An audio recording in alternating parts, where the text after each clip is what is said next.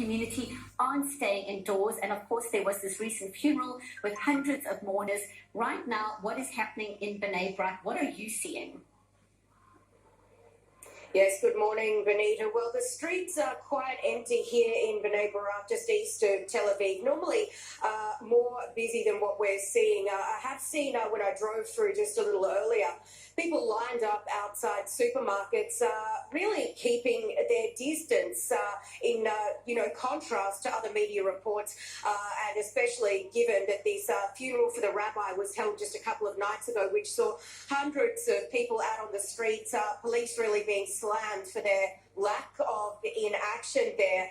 We are expecting a larger police presence here in B'nai Brak a little later on in the day as they really try and force people indoors with a full lockdown on the cards here. Now, we are hearing that another hotel will be set up here. We are seeing already coronavirus hotels in places like Tel Aviv, but reports are coming in now that another one is set to be made here in B'nai Brak to really take in a large number of people who have been infected. We do know that infection rates per 100,000 people in this very ultra-Orthodox community are at least 13 people per 100,000. So that is quite high compared to the rest of the country there, Benita. So really not too much happening here as it is still quite early, but we will, of course, be coming back to you throughout the day as things start to heat up here, Benita. Thank you so much. Sarah Kurtz reporting from B'nai Brak near Tel Aviv. More to come from Sarah in the coming hours. Well, still in the region, the number of confirmed cases of coronavirus in the West Bank and Gaza Strip have passed 100 after infections emerged in villages where Palestinian authorities had not previously reported them. Palestinian Authority Prime Minister Mohammed Shtayyeh telling a press conference in Ramallah that 2 Palestinians tested positive for COVID-19, one in Hebron and another in Katana, a village north of Jerusalem, raising the total number of confirmed cases to 106.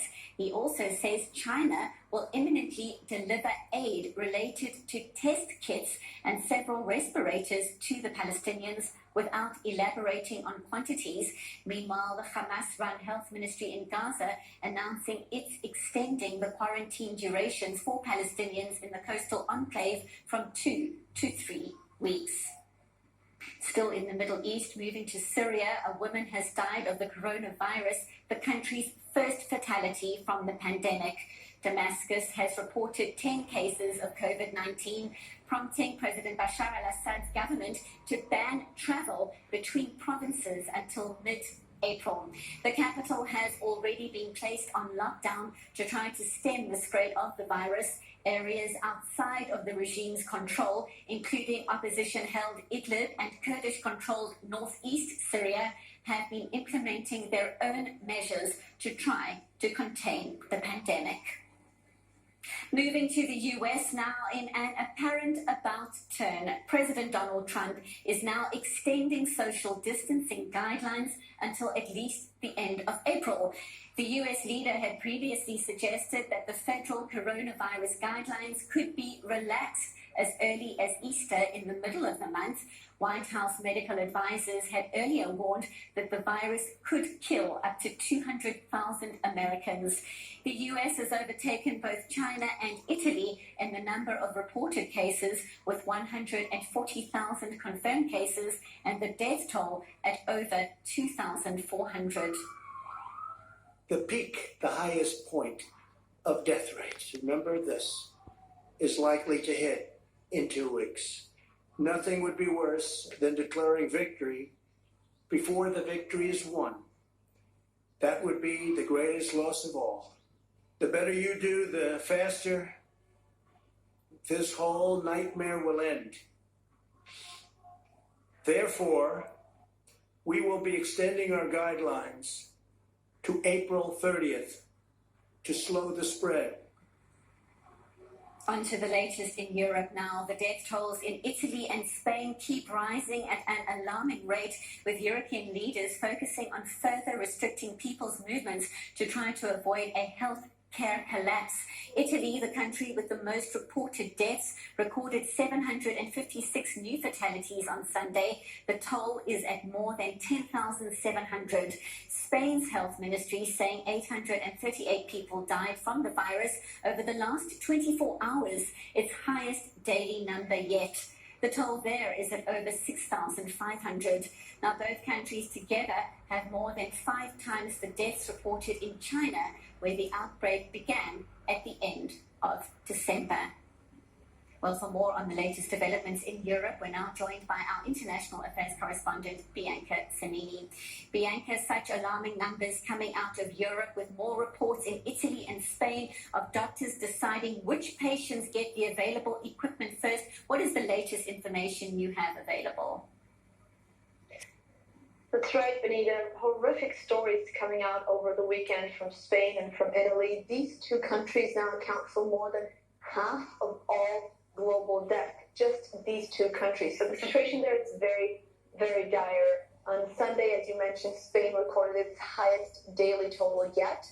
Meanwhile, Italy reported a slight fall, 130 fewer fatalities than the day before. It doesn't sound like a small number, but it is compared to what we've been seeing in Italy. But this is a trend, up numbers going up and down instead of rising, is what we've been seeing in Italy in the past week or so, and that has led authorities to have a little bit of hope that what we're seeing right now in Italy, and perhaps also most likely in Spain, what we're seeing right now and what we'll see over the next week, maybe 10 days, could be the peak of the infection and of the spread in Europe. Everybody's been waiting for this peak. We heard Donald Trump mention it just right now, because once we have it, the numbers will go down and we'll be able to start recovering, something we've seen in China. And this is really what the authorities are hoping for right now. The two countries, Spain and Italy, being the hardest hit in Europe. They're also the first to really start showing the severity of the virus and of the spread. And in some regions, we are seeing a slowdown. And after this very severe lockdown, because of this very severe shutdown and these restrictions, the authorities are now hoping that that's going to have an immediate effect within the next 10 days on the numbers, that's going to turn the curve, essentially looking at less contact must mean less infection. But the reality is that we actually don't know if that's going to happen. For now, it's just a hope from the authorities. So, Bianca, let's take a look now at Germany, because the number of confirmed cases there has almost met those of Italy and Spain, yet the death toll is much lower at 541. Why is that? That's right. Germany actually has one of the highest infection rates in the world, and it's going very fast there, just as it is many other places. But the death toll remains very low. If you compare Germany to Italy, on the face of it, it doesn't really make sense. Both have quite an old population.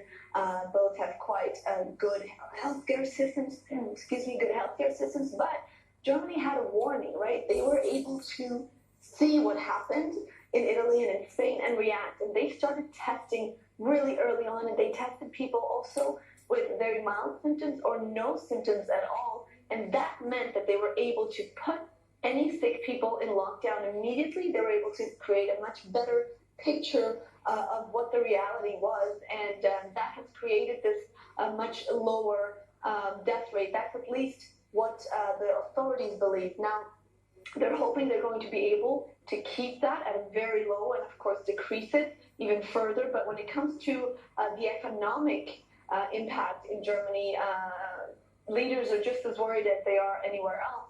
In fact, one of the state finance ministers, Thomas Schäfer, committed suicide because he was simply overwhelmed by the worries over what the COVID-19 pandemic and the spread, what it was going to do to Germany's future and Germany's economy. So really impacting not just people on the ground, but all the way to the top, affecting directly the decisions of the leaders. Thank you so much. Such a devastating situation. We appreciate your insights, international affairs correspondent Bianca Zanini. Well, changing notes, so to speak, and music is soothing people's souls during this coronavirus pandemic. More in this report. Let's take a look. 1, 2, 3, kula.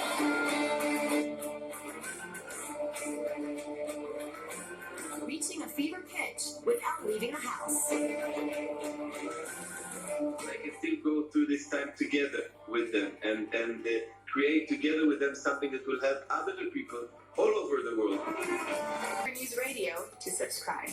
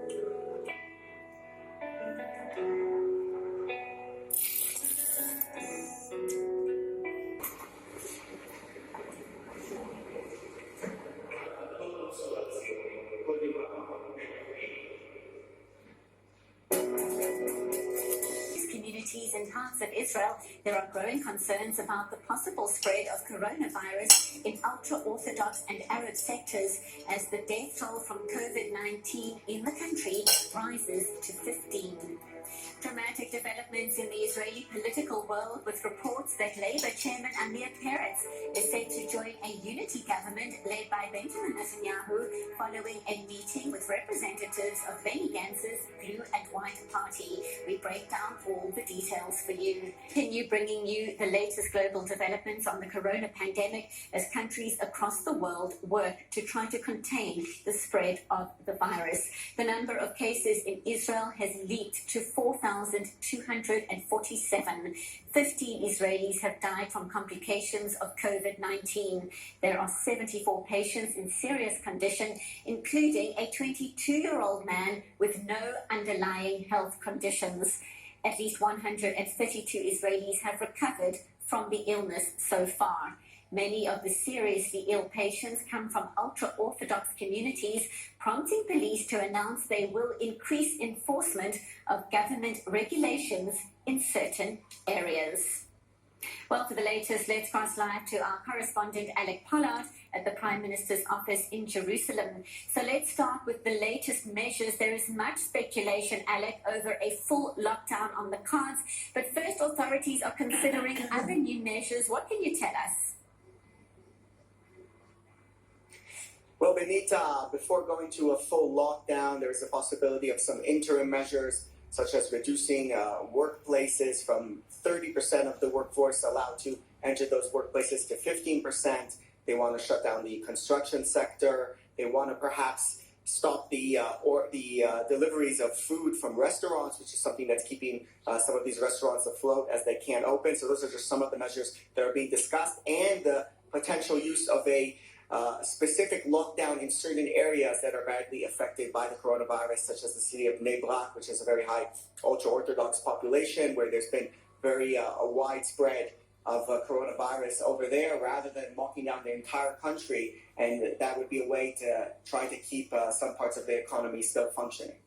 Now, Alec, we know that one of Benjamin Netanyahu's advisors, Rivka Parlach, has tested positive for COVID-19. How is this likely to impact work in the Prime Minister's office at the moment? Well, Benita, that very much depends on what the health ministry decides in that regard. Prime Minister Netanyahu's office said that they will do what the health ministry tells them to do. So if the health ministry says that he needs to go into isolation, then he will, and that would mean that also Benny Gantz would have to go into isolation, since the two of them met yesterday in their talks over the national emergency government. That would mean also members of Gantz's party would likely have to go into isolation. So this would just cause really entire mayhem in the parliament at the moment. Many people would have to go into quarantine, although they would probably be able to continue functioning through Zoom, Skype, which is what everyone is doing now. But still, this would be really harm the functioning of the parties at this time if that isolation would happen. Keeping us updated on all these latest developments, correspondent Alec Pollard reporting live from Jerusalem. Thank you. Yeah, this is for today. Latest news in the Israel. The Deputy Director General and Chief Thank Innovation you Officer for at watching. Medical Center here in Israel. Bye.